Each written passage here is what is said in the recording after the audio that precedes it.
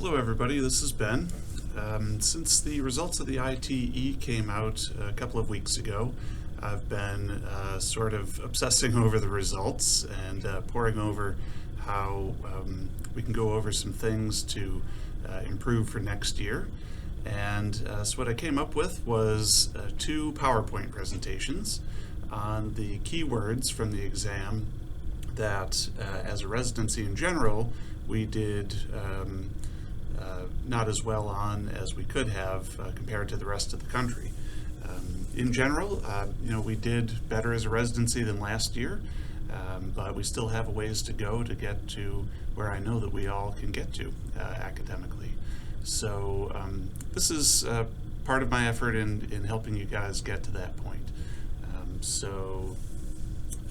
What I'll have you do is go through each of these PowerPoints. I'll add narrations to the slides, and hopefully we can close some of the gaps that were found on this exam.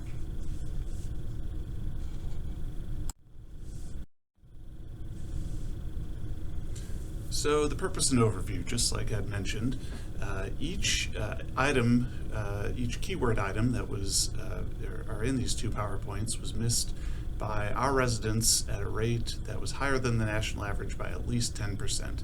On every slide I've put the percentage correct that we got versus the percentage correct by all of the residents in the country.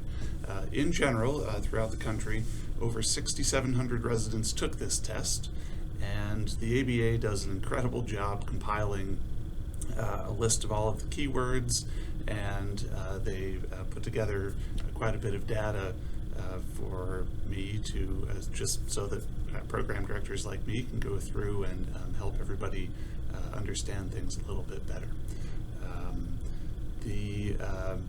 Ultimately, this PowerPoint represents knowledge gaps that are in our own residency compared to the rest of the country.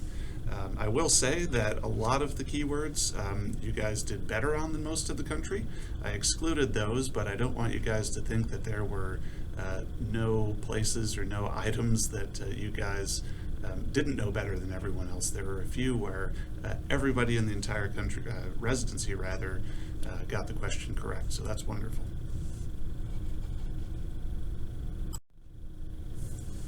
So what should we do with this information? So first of all, watch and review the presentations. They are divided into two parts. Each has 20 questions for 40 total. And then after the presentation, read a little bit about them on your own. Take the keywords, use your favorite resource. A lot of the information I've gotten here is from Open Anesthesia. It's one of my favorites. It summarizes a lot of this information very concisely, giving you really only the points that you know to answer questions correctly. But use any of your other favorite resources, the textbooks, TrueLearn, and then talk about them. The more you talk about these things with your colleagues, with your attendings, with me, the more you'll understand the concepts in general. So here's our first keyword. The keyword is bland Altman plot. About a quarter of our residency got this question correct, and about a little over half the country got this question correct. So on both the basic and advanced exam, there are lots of different questions that can come up about statistics, and this is one of them. So essentially what a bland Altman plot is it's a graph that compares the sameness of two different measurements of the same variable. A good example of this is when you monitor blood pressure with a non-invasive cuff versus invasive blood pressure monitoring with an arterial line. And one way to plot this out is on a graph like this. So the closer the dots are to the center line there, the more agreement there is between the two measurements. So that's one way to plot this, and it's called a bland Altman plot. Next keyword is ischemia monitoring during carotid endarterectomy. The question on the exam, we got about 40% correct, and a little over half of the country got this question correct. We do quite a few carotid endarterectomies here, so it's important to know how we go about monitoring the central nervous system during these cases. So during carotid, the ipsilateral carotid artery is clamped so that the surgeons can work on it without blood flow in a dry environment. And when they do this, we have to monitor for cerebral ischemia that can happen during this period. And there are several ways that we can do that. So in our institution, we tend to use EEG monitoring. We have the reps come from outside. And this is very sensitive, and deterioration of the EEG tends to begin when blood flow drops to about 15 to 20 milliliters of blood per minute per 100 grams of brain tissue. Above that, you may not see too many EEG changes, which means that there's appropriate flow through the circle of Willis. And much below that, you start to worry about permanent injury to the brain tissue. So that is why we have those folks sitting there in the corner. Other things you can do, you can monitor SSEPs. You can use transcranial Doppler, which some of you may be familiar with from the ICU. It measures blood flow velocity through the MCA, although this is not a great monitor in and of itself during carotids. You can use something called carotid stump pressure. That is where you measure the pressure on the other side of the clamp in the carotid, on the brain side, to make sure that there's enough pressure maintained by the blood flowing through the circle of Willis on the other side to the side that's being operated on. They usually use this in order to determine whether they need to shunt, which means putting essentially a tube from proximal to the clamp to distal to the clamp on the ipsilateral side. And then the best way oftentimes is the awake patient. So I've only done this once or twice in my whole career, where we had an awake patient during the carotid. But you can use regional techniques to numb up the surgical area, which I won't go into here. And of course, the awake patient is the most sensitive for ischemic episodes. If the patient starts to become ischemic, you give them a little squeaky ball or outfit another arterial line, and they have them wiggle the monitor if they start to feel out of sorts, and you can see it on the screen or hear the squeaky ball squeak. Our next is dexmedetomidine mechanism of action. And we did reasonably well on this question. Over 70% of us got this correct, but compared to the rest of the country, almost everyone got this correct. So we should review the mechanism of action of Precedex. So this is a central alpha-2 adrenergic agonist. It acts on receptors in both the brain and spinal cord. It's centrally acting.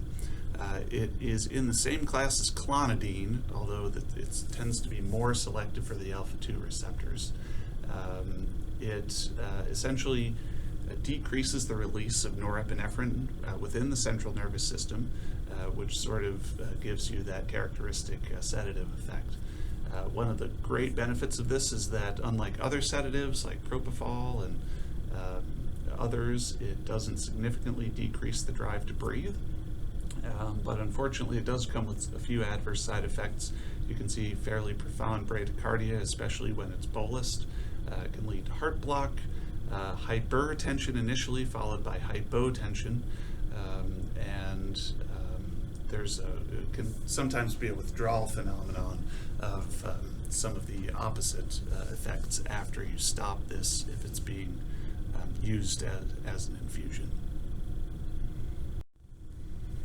So, inhalational agent uptake versus minute ventilation. This is a great keyword topic for the basic exam.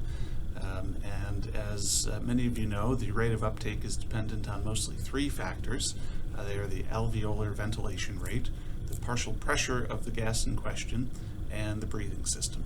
So the alveolar ventilation rate, which this keyword is about, essentially is trying to differentiate the poorly soluble agents from the soluble agents. So the more soluble agents, or most soluble agent that we use is isoflurane with a blood gas partition coefficient of 1.1. That's why I put a picture of ISO here.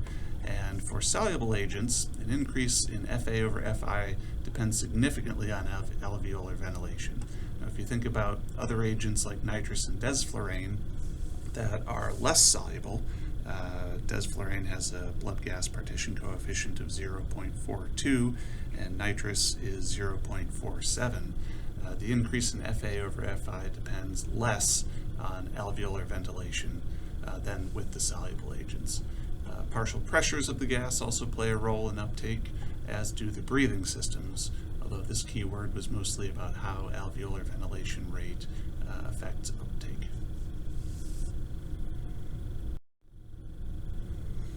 Our next keyword is malignant hyperthermia testing.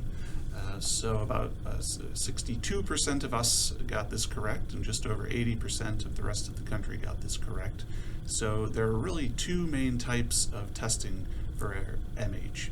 The first is by muscle biopsy, and the second is by genetic testing. So the classic way to test for malignant hyperthermia is by what's called a caffeine halothane contracture test. And how this is done is you need a large slab of muscle. This picture over here shows a scar from a muscle biopsy that was taken. And there's very high sensitivity and fairly high specificity for MH with a positive caffeine halothane contracture test. The muscle, it should be noted, has to be sent fresh. It can't be put in any preservative.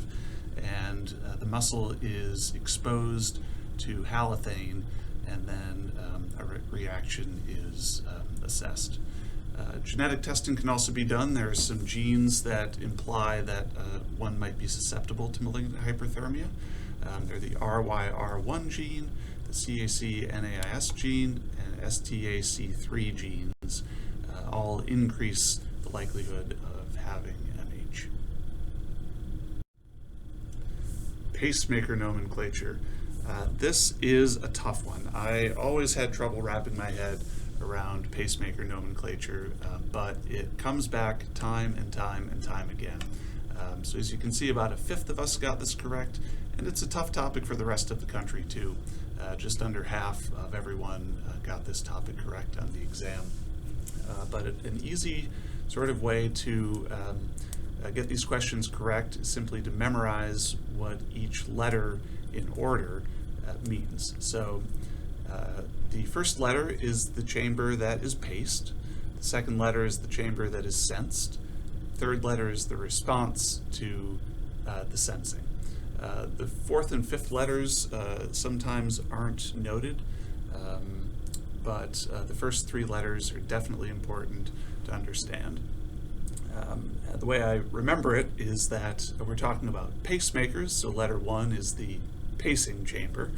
So A represents the atrium being paced, V represents just the ventricle being paced. Each of those would have one lead going to them. And then a dual pacemaker would have two leads, one going to the atrium, one going to the ventricle. The second letter represents the chamber that is sensed. Again, A, V, or D for atrium, ventricle, or dual. And then letter 3 is what the pacemaker does in response to the sensing. So triggered, T, means that if the atrium or ventricle is, the pacemaker senses a firing, T means that it will trigger an impulse. In the same way, if it's an I, inhibited, it means that the pacemaker will not fire if it senses that the heart is already discharging. Most pacemakers are dual, meaning that the pacemaker will both inhibit or trigger based on the situation. And then O, it means that it's neither sensed or triggered. Sometimes we see either a VOO or DOO modes. That means that the pacemaker is just going to beat along without stopping at a certain rate. That can be beneficial in some situations, and it can be very dangerous in others.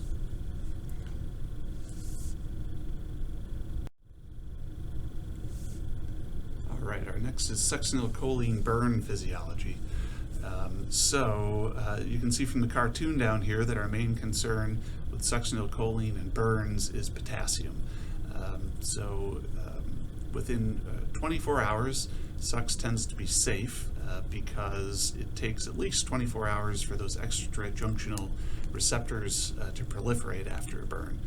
The same is said about folks who have strokes and people who have been in bed for long periods of time.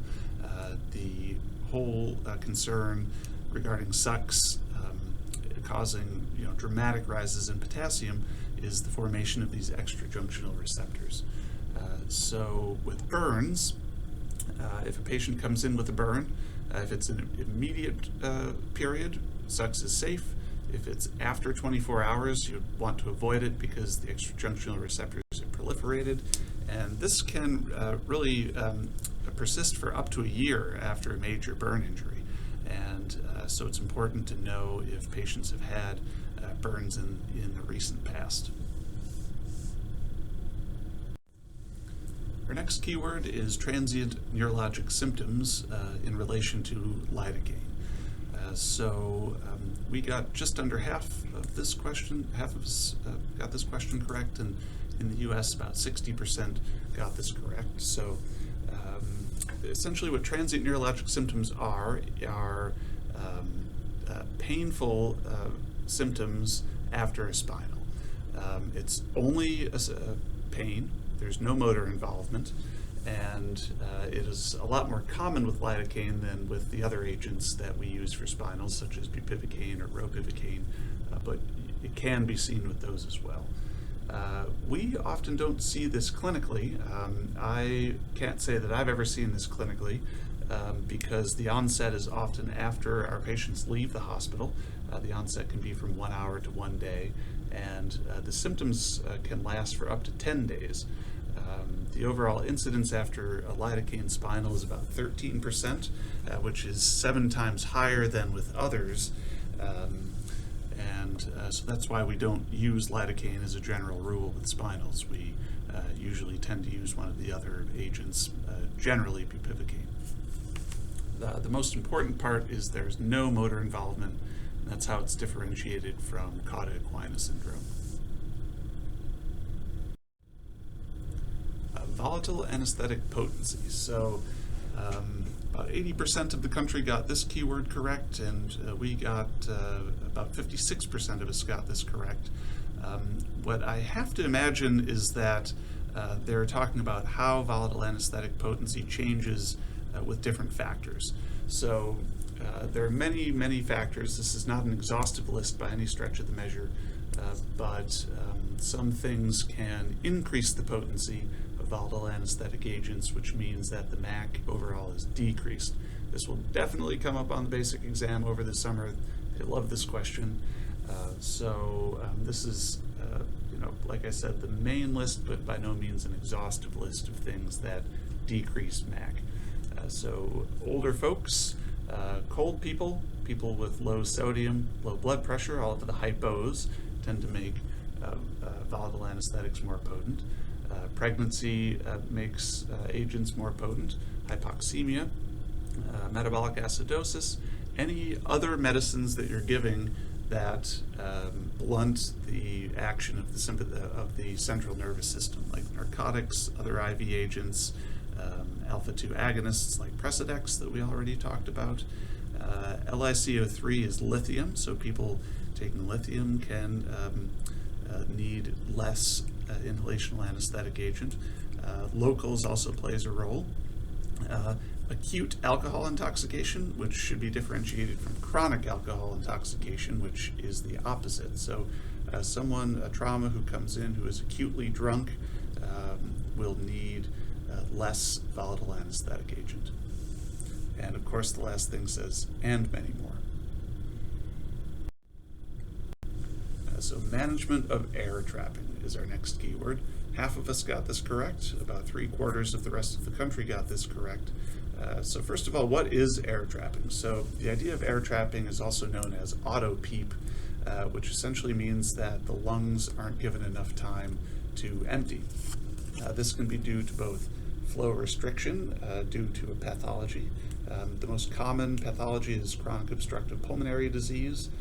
These people are much more prone to auto-PEEP, although somebody who's having an acute asthma attack also can be prone to this. Also, we can do this ourselves if our vent settings don't allow enough time for the lungs to return back to the FRC. If the I to E ratio is not as it should be, or if the respiratory rate is too fast, sometimes we can develop auto-PEEP. So how do we treat this? The first thing that you can do if you suspect auto-PEEP, how you might suspect that is the peak pressures would climb and climb gradually until the machine started to alarm due to high peaks or the inability to deliver a full volume. So one way to do this is just to disconnect the circuit. You pull one of the limbs of the circuit off, creates an enormous leak, and it allows the lungs to empty. You can also alter your ventilation settings to allow for a longer exhalation phase. That will decrease minute ventilation, decrease expiratory resistance, and also by decreasing the programmed PEEP, you can decrease your risk of auto-PEEP. Our next keyword is sweep gas within the ECMO circuit. 65% of us got this correct. About 82% of the rest of the country got this right. So what sweep gas is the oxygen that's given through the ECMO circuit. It's often 100% oxygen, but the FiO2 can be altered based on physiologic need. And it is the flow in liters per minute through the membrane oxygenator. And this really serves two purposes. The first is to provide oxygen, and the second is to remove CO2. So sweep gas is both the oxygenating mechanism as well as the ventilating mechanism. So when we increase the flow of sweep gas, the amount of CO2 elimination is increased, whereas the partial pressure of oxygen, or FiO2, determines oxygenation. So one problem that can occur with increasing the pressure of the sweep gas is that if it's higher than the blood pressure, you can entrain oxygen emboli through the membrane oxygenator. But the important things to know about sweep gas are that an increase in the sweep gas will increase CO2 elimination, and the sweep gas is what is responsible for oxygenation of the patient. Next is respiratory effects of epidural anesthesia. So just under half of us got this correct. About 66% of the country got this keyword correct. So with epidural anesthesia, you can have both dyspnea and apnea.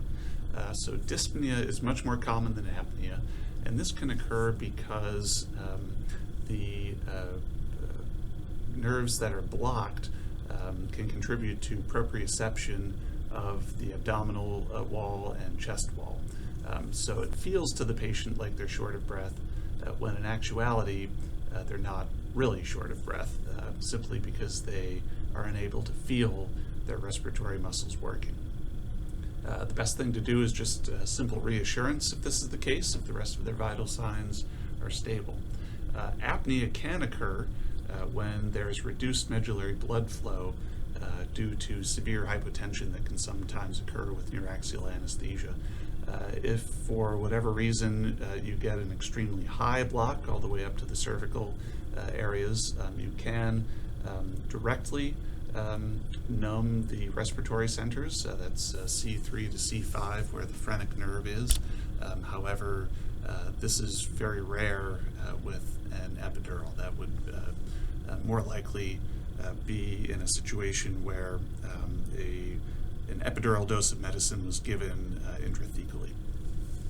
What do our PFTs look like? So there's a slight decrease in both vital capacity and FEV1, although generally this isn't clinically significant, but you can see a marked decrease in cough strength with epidural anesthesia. Our Our next keyword is IV regional tourniquet pain. This was a tough question. Less than half of the country got this keyword correct, and about a third of us got this correct. So this is also known as a beer block. So how a beer block is done, some of you may have seen this, but most of you probably have not.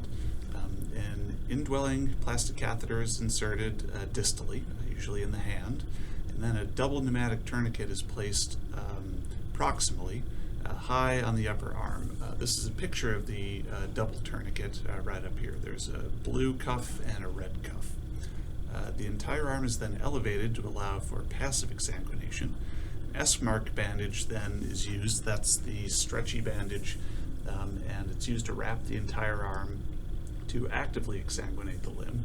After the limb is exsanguinated, the axillary artery is pressed on to digitally occlude blood flow into the arm, and then the proximal cuff is inflated. After you inflate the proximal cuff, you infuse 30 to 50 cc's of extremely dilute lidocaine, usually 0.5%.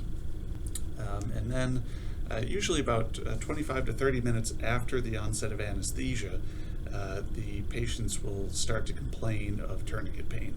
So when this happens, the distal cuff is then inflated. The proximal cuff is deflated because that portion of the arm theoretically is anesthetized, has been exposed to the lidocaine, and then the rest of the procedure is allowed to complete. Usually you don't get too much more than about an hour with this block, so it's usually done for shorter procedures like carpal tunnel release and things like that. All right, foods that are associated with latex allergy. So a number of us got this correct, 3/4, but about 90% of the United States got this correct, so I feel like it's worth going over. So the reason that there is cross-reactivity between some food and latex is that some foods have similar proteins that the rubber tree has, which is what latex is made from. So some common ones are avocado, banana, kiwi, certain types of melons, and papaya. There are a couple of others down here in this picture. Chestnuts, figs, white potatoes, tomatoes, and as you can see, the cross-reactivity still is fairly low, somewhere between 11 and 35%, but it is still a well-documented phenomenon. All right, adverse outcomes with MAC. We got a little over half of us got this correct. About 2/3 of the United States got this correct. So what this is referring to is the closed claims database. This is a database of adverse events that is collected. Respiratory events comprise 24% of all MAC claims. So the highest risk of an adverse event during MAC is related to the respiratory system.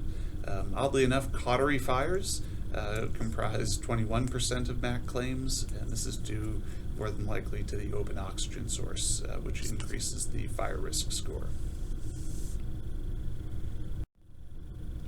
All right, nasal intubation indications and contraindications. So again, we did pretty well on this. The country did a little bit better, but that's okay. So indications of nasotracheal intubation are, there are several. Intraoral and oropharyngeal surgery, which we see on the pediatrics floor commonly. The oral route of intubation is not possible due to the inability to open the mouth. We also see that from time to time. Sometimes in the ICU, not so much our ICU, but some ICUs will use this as an alternative to tracheostomy because it tends to be a little bit better tolerated during longer periods on the vent. Maxillofacial cases that need better surgical access, some tonsillectomies, although most of our ENT surgeons who perform tonsillectomies don't mind oral intubation, and also rigid laryngoscopy and microlaryngeal surgeries sometimes require this. There are relatively few contraindications to nasotracheal intubation, but the big one is history of skull base fractures. So what can happen with a skull base fracture is that the endotracheal tube can pass directly through the fracture and injure the brain. Bleeding disorders also present a contraindication because this can result in epistaxis. So anatomy of the great vessels. This is one where a picture is worth 1,000 words. There are three main great vessels that come off of the aortic arch. The first is the brachiocephalic trunk. This later splits into the right subclavian and the right carotid artery. The second takeoff of the aortic arch is the left carotid artery, and then the third takeoff is the left subclavian artery. So this is a good picture to store in your mind. All right, Brugata syndrome diagnosis. So Brugata syndrome is an electrophysiologic disorder that is a common cause of sudden cardiac death. It is characterized by this distinct electrocardiography pattern that you see in leads V1 through V3. You see a right bundle branch block and ST segment elevation. If you search it on Google, this is one image that I just found on the internet, but there are many examples of what an EKG with Brugata syndrome looks like. What this ultimately is a sodium channel disorder, and it can lead to arrhythmia, which is associated with sudden cardiac death. So the diagnosis is made by EKG, mostly an abnormality in leads 1 to 3. All right, our next is cardiac cycle pressures. Again, not too bad, 72% for us, a little bit higher for the United States. So we can go over the pressure volume loops in the cardiac cycle again. So as you know, the cycle can be divided into several basic phases. So we have ventricular filling, which is at the bottom of the pressure volume loop. Represents diastole. We have isovolumetric contraction, which is where before the aortic valve opens, the pressure in the ventricle increases. When the pressure in the aorta becomes less than the pressure in the ventricle, the aortic valve opens, and you start the third phase, which is the ejection phase, which is the top of the curve here. When the pressure in the ventricle falls below the pressure in the aorta aortic valve closes again, and you start the isovolumetric relaxation phase, which closes the loop.